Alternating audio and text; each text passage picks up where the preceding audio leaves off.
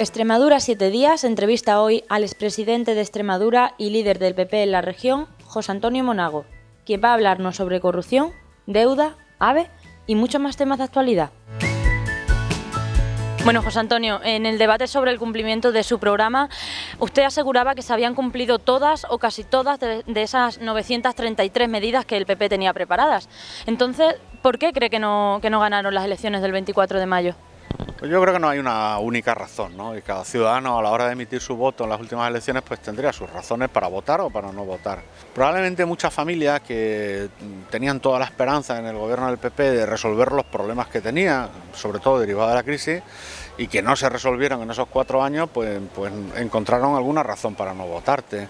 Es verdad que cuando hablamos de recuperación económica, llevamos ya varios trimestres creando empleo, la economía crece a ritmos positivos en Extremadura cuando abandonamos el gobierno, se batieron récord en turismo, se batieron récord en exportaciones de Extremadura a los 5 continentes, pero es verdad que en las familias, si había miembros de la unidad familiar que estaban en desempleo y no habían encontrado en estos 4 años empleo, pues probablemente no le sugería mucho el cumplir gran parte del programa electoral, pero no cumplir con las expectativas que tenía el ciudadano. ¿Y qué sintió cuando no salió elegido como presidente? ¿Era algo que se esperaba? Bueno, yo esperaba ganar. La opción nuestra no es una opción bisagra que pretende luego influir en quien gobierna como otras formaciones políticas que aparecen ahora en escena. La nuestra era gobernar, ya estábamos gobernando. ¿Y qué cree que le ha aportado Fernández Vara a la ciudadanía extremeña para salir elegido como presidente? Pues no lo sé, yo creo que cuando uno promete ante notario 60 cosas, pues probablemente es una apuesta valiente y la gente se lo cree. El problema es que llevan poco más de 100 días y no han cumplido ninguna. Y eso lo tenemos ahí, decía una persona un cargo, por ejemplo, prometieron. Eso suena bien, a la gente le gusta ese discurso y luego estamos viendo cómo pues muchos responsables que tienen cargo pues también son concejales en sus ayuntamientos y duplican los cargos, etcétera, ¿no? O el señor Lemu, que está en la Asamblea de Extremadura de diputado autonómico y de senador autonómico. Prometió un plan de recuperación de reactivación de la economía de 150 millones de euros los primeros 100 días, han pasado los primeros 100 días y no se han cumplido. Prometió ante notario que iba a quitar el canon del agua y ha dicho que no lo va a quitar.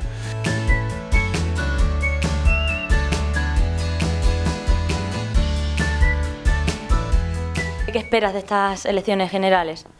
Pues yo creo que son unas elecciones generales como no conocíamos, ¿no? Yo creo que en las últimas 2-3 décadas, sobre todo porque hay nuevos actores en la política española, es un momento de cambio de la sociedad. Y también supone el apostar por políticas de recuperación económica, que ya las estamos viendo que el país en estos momentos está creciendo, ¿no? Ya de manera positiva y hay perspectivas también de crecimiento al año que viene, después de la crisis tan dura que hemos tenido, ¿no? Que no ha dejado, como se suele decir en castizo, títere con cabeza, o apostar por otras políticas, ¿no? que tienen muchas incertidumbres a mi juicio, ¿no? Por lo tanto, por eso es importante el 20 de diciembre, ¿no? ¿Y considera en este momento político importante la creación de partidos como Ciudadanos o como Podemos? Eso forma parte de la libertad, ¿no? De las personas de formar partidos políticos, de presentarse a las elecciones, y yo ahí no tengo nada que decir.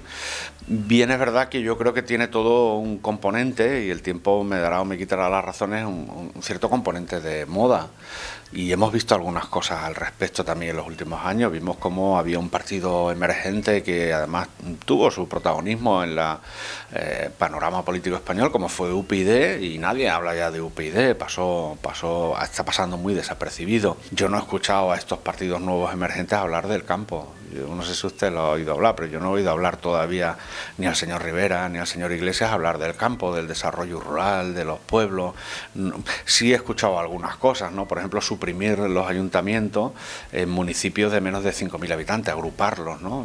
Eso se lo explicamos a los de la Nava de Santiago, que tienen que ir a hacer las gestiones a partir del gobierno del señor Rivera a Cordovilla de Lácara, o a los de la Puebla con Montijo, o casos similares que pueda haber. Yo creo que esa es desconocer la realidad, ¿no? Yo no estoy escuchando mucho hablar a estos partidos, como le decía anteriormente, de lo que es la problemática de Extremadura o de regiones como Extremadura, que tienen una componente rural, porque son partidos que han nacido en las ciudades.